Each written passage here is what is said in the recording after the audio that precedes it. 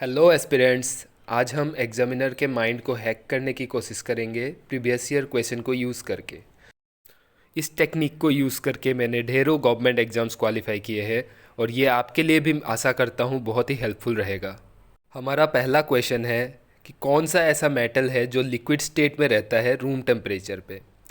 इसका आंसर है मरकरी। पर ये हम याद कैसे रखेंगे कि सोचो कि हम जो भी खाना बनाते हैं, जो भी करी बनाते हैं, वो मेटल के बर्तनों में बनाते हैं और करी हमेशा लिक्विड स्टेट में ही रहता है।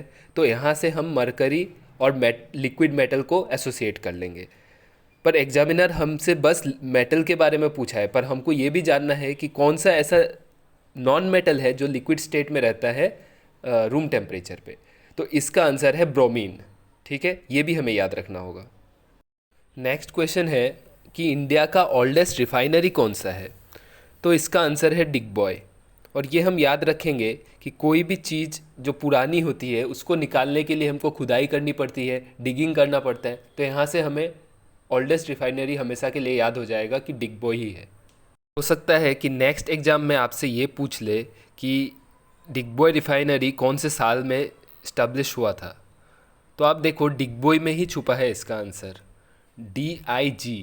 तो आई देखो 1 की तरह दिखता है, G 9 की तरह दिखता है और लास्ट में BOI जो है वो 01 की तरह दिखता है। तो यहाँ से 1901 में डिगबॉय रिफाइनरी का इस्टेब्लिशमेंट हुआ था। नेक्स्ट क्वेश्चन है कि बिशॉप कौन से स्पोर्ट्स में यूज़ होता है। तो ये यूज़ होता है चेस में।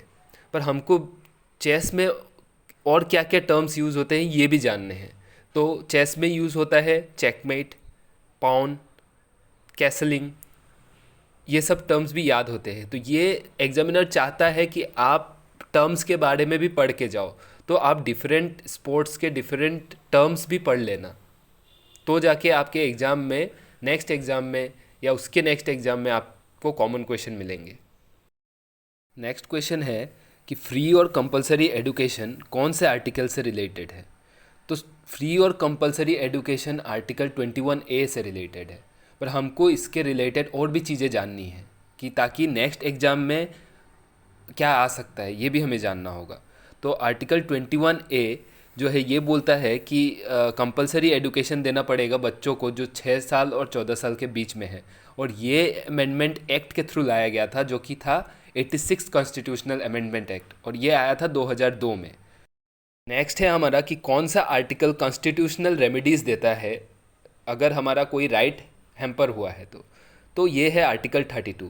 और ये आर्टिकल हमें ये श्योर करता है कि हम डायरेक्टली सुप्रीम कोर्ट के पास जा सकते हैं अपील लेके कि हमारा फंडामेंटल राइट वायोलेट हुआ है। इस आर्टिकल को डॉक्टर BR अम्बेडकर ने heart and soul of the constitution भी बोला है। यहाँ पे पूछा गया है कि इन चारों शहरों में अलग कौन सा है। शिमला, लखनऊ, कोलकाता और पटना। तो ये चारों के चारों ही कैपिटल सिटीज़ है। तो अलग क्या है? तो अलग ये है कि लखनऊ, कोलकाता और पटना जो है ये गंगा रिवर के बैंक में लोकेटेड है और शिमला एक हिल स्टेशन है। तो यहाँ से शिमला ऑड वन आउट हो जाएगा।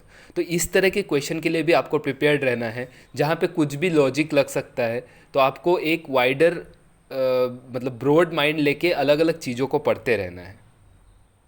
ये क्वेश्चन तो एग्जामिनर का एकदम फेवरेट ही है कि विटामिन, कौन सी विटामिन की कमी से क्या बीमारी होता है। तो यहाँ पे विटामिन C की कमी से पूछा है। तो इसका आंसर हो जाएगा स्कर्बी, जिसमें होता है आपके मसूड़ों से खून निकलते हैं, ब्लीडिंग गम्स। तो हमको डिफरेंट विटामिन्स और उनके डेफिशिएंसी डिजीज़ेस के बारे में पढ़ लेना है। जैसे यहाँ पे रिकेट्स के बारे में बोला है। तो रिकेट्स होता है विटामिन D की कमी से, नाइट ब्लाइंडनेस होता है विटामिन A की कमी से, और एनीमिया होता है विटामिन B12 की कमी से। तो मैं विटामिन का एक वीडियो भी लेके आऊँगा बाद में। तो ये सब आपको रिलेटेड क्वेश्चंस भी पढ़ते रहना है। North eastern regional institute of education कहाँ लोकेटेड है। तो ये लोकेटेड है शिलोंग में। तो हमें इस तरह के क्वेश्चन जैसे कि नेरिस्ट कहाँ लोकेटेड है, north eastern regional institute of science and technology, तो ये लोकेटेड है अरुणाचल प्रदेश में। वैसे ही टोकलाई टी रिसर्च इंस्टीट्यूट कहाँ लोकेटेड है। तो ये लोकेटेड है जोरहाट में। तो इस तरह से हमें और भी ऐसे इंपॉर्टेंट इंस्टीट्यूट्स के बारे में भी जानना होगा। तो पूछा गया है 2024 ओलंपिक गेम्स के बारे में। ये हुआ था पेरिस में और इसका नेक्स्ट जो समर ओलंपिक्स है ये 4 साल बाद 2028 में होने वाला है और ये होगा लॉस एंजल्स यूनाइटेड स्टेट्स में।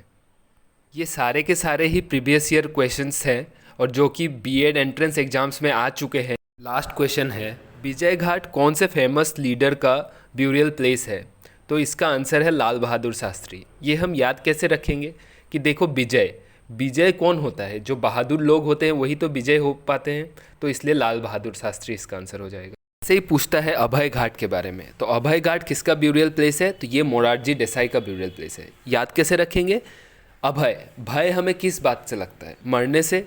तो मरने से हम मोरा रिलेट कर लेंगे और मोरारजी देसाई यहाँ से हम एसोसिएट कर पाएंगे, तो इजीली अभय घाट से मोरारजी देसाई एसोसिएट हो जाएगा।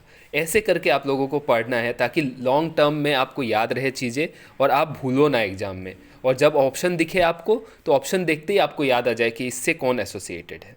ये एक बोनस क्वेश्चन है, तो क्या आप बता सकते हैं कि कौन सा डैम इंडिया ने बंद किया था आफ्टर पहलगाम्स अटैक? जिन्होंने मेरा लास्ट वीडियो देखा था उनको पता होगा कि इसका आंसर होगा सी, और उस वीडियो में मैंने इन सब चीज़ों को एक ट्रिक के माध्यम से सिखाया था। तो जिन्होंने नहीं देखा है आप काइंडली उस वीडियो को रेफ़र करें। होपफुली आपको ये वीडियो हेल्पफुल लगा होगा, और अगर हेल्पफुल लगा है तो काइंडली लाइक करें, शेयर करें अपने दोस्तों के बीच और सब्सक्राइब करें हमारे चैनल को, and kindly hit the bell icon for more of such contents.